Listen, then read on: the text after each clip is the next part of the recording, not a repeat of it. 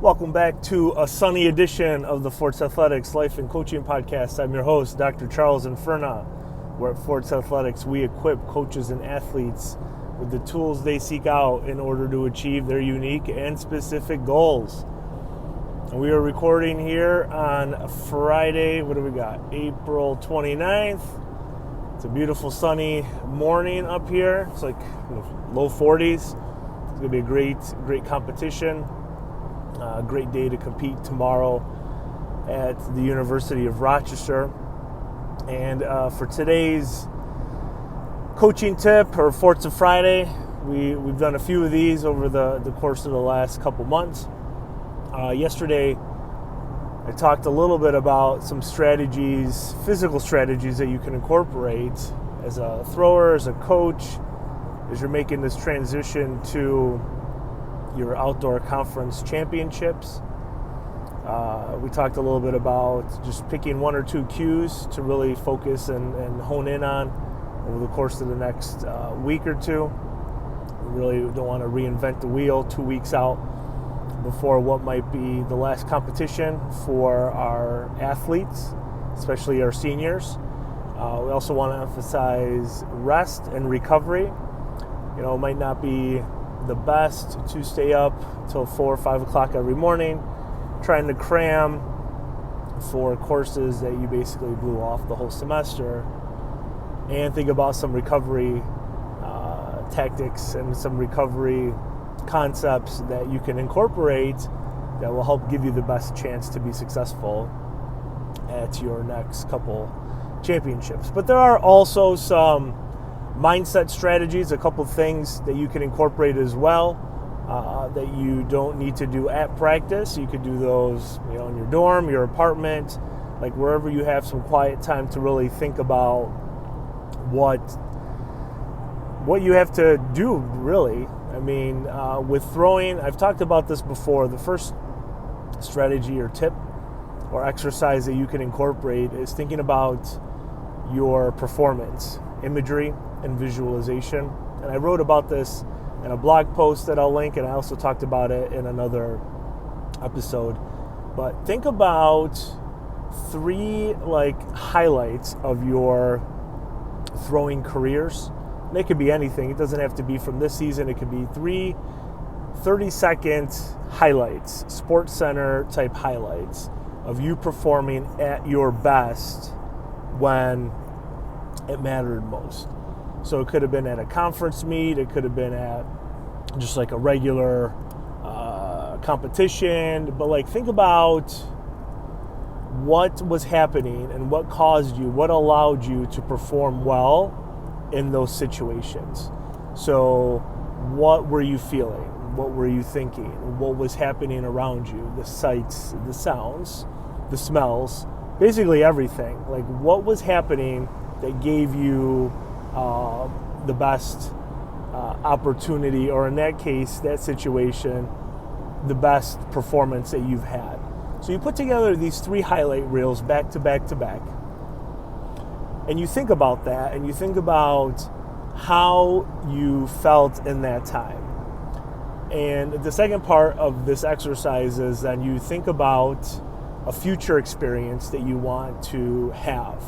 So if you have your conference championships coming up and you want to medal, let's say, so you visualize yourself, you rehearse this act of having your name called, stepping on the podium, and experiencing that phenomenon, that part of your life. And I've shared this activity with my athletes. I've shared it with other post-collegiates that I'm working with the holistic coaching aspect. Because the cool thing about our brains is when we practice this visualization and run through these scenarios in our minds, and we have these experiences, these throws, these mental reps, our brain fires the same way as it would if we were actually physically doing the task. So by visualizing this, you're setting yourself up, you're setting your brain up for success. You're able to see yourself in that moment perform at your very best. And Amber Selking, who just wrote an awesome book that she just released spends a whole chapter talking about this mental rehearsal and this strategy of visually seeing yourself performing at your best and how that makes you feel and what you're experiencing in that time in the future. And Michaela Hazelwood just shared, I think it was a Tuesday tip or Thursday tip about that as well, that she would sit and visualize herself standing on the podium at the Olympic trials in the women's discus. So there's really powerful images that you create for yourself. They're going to help you perform better when it's time to actually perform better. Now, it's not something that you just show up at the meet and you just visualize yourself doing that. It's something that takes practice also. Amber talks about a 5x5, taking 5 minutes to run through these mental reps for 5 consecutive days. And she talks about 5 minutes, and if you think about throwing and that vacuum of 5 minutes, right? Our name is called. We have 30 seconds to go in and execute our throw, and that's it, right? So imagine running through these scenarios in your mind over and over and over and over again. Okay, it's going to help you feel more confident.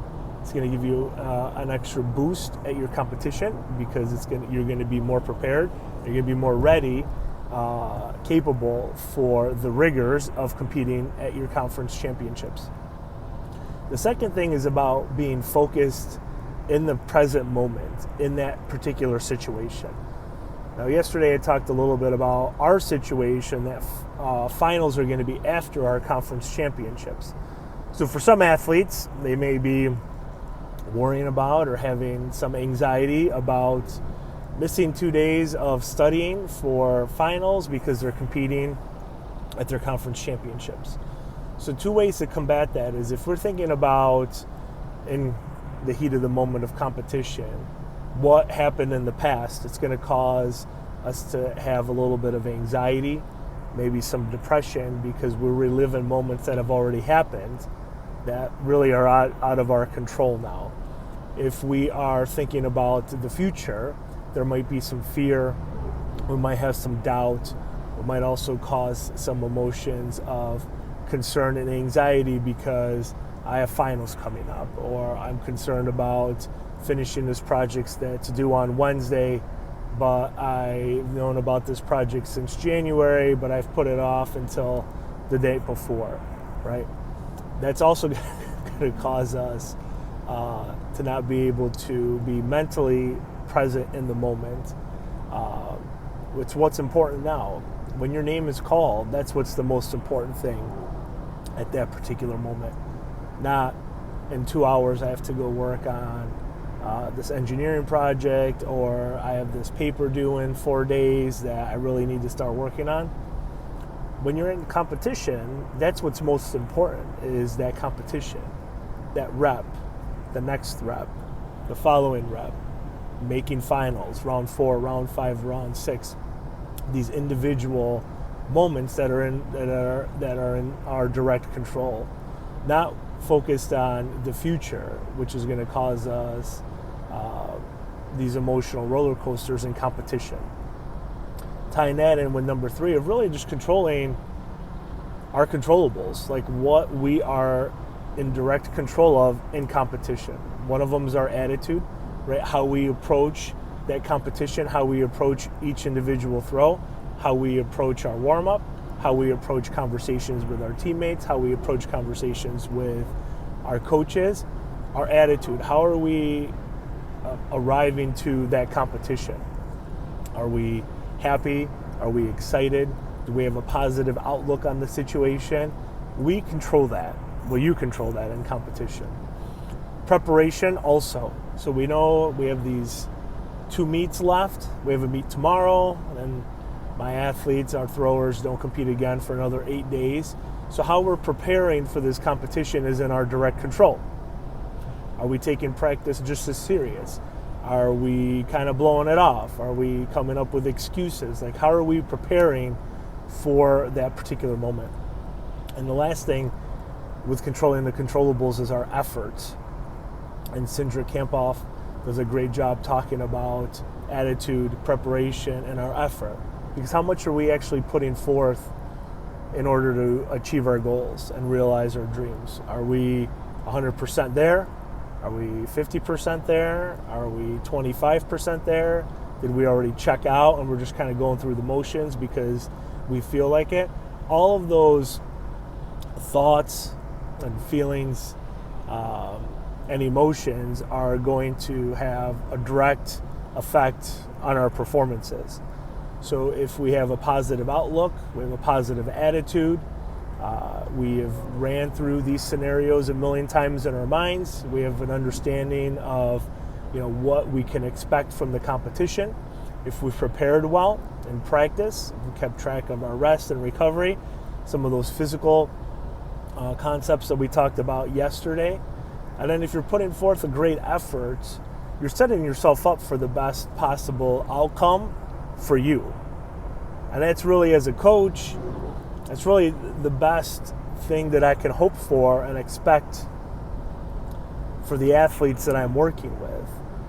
It's really difficult for me to see, things kind of come unraveled so late in the season for some athletes, and it's happened at Fredonia. I watched it happen at NAS. Haven't watched it happen here at Alfred State, but just getting to a certain point where athletes let everything else in their lives kind of dictate what's happening, and performances don't go well. They don't go well at all.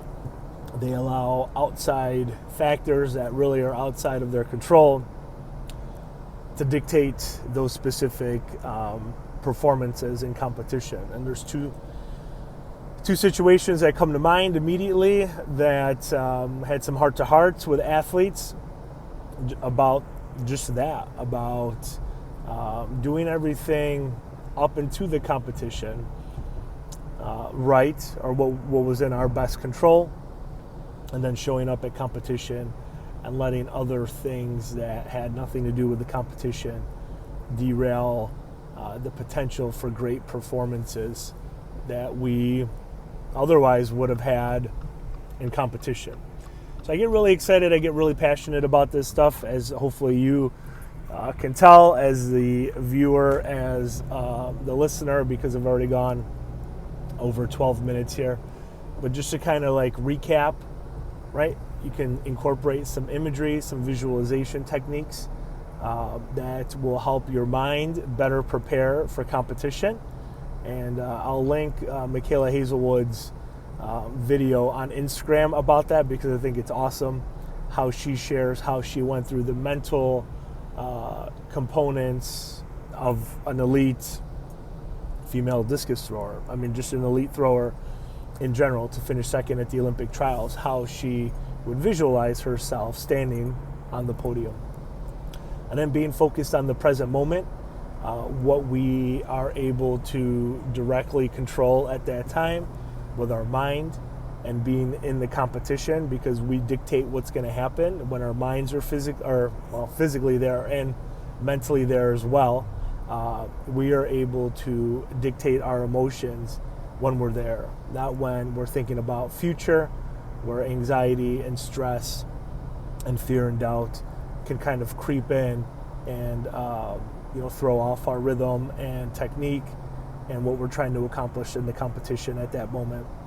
And then just controlling the controllables, our attitude, our preparation, how we approach the competition, how we approach practice, how we approach warm-up, how we approach round one, how we approach everything is going to dictate our performances for that particular meet and moving forward, as well as our efforts. How much effort are we putting forth this late in the season? Because if you've already kind of called it in, kind of checked out, you might not achieve what you want to achieve. But if you still are consistent, putting forth 100% best effort of whatever 100% is for you on that particular day, as a coach, that's all I can ask for. And I think other coaches would agree as well, that 100% of whatever 100% is is going to be acceptable for us and acceptable for that competition. Thank you very much for listening to this episode of the Forts Athletics Life and Coaching Podcast. I'm your host, Dr. Charles Inferna. Have a great weekend, great competition, and have a great day.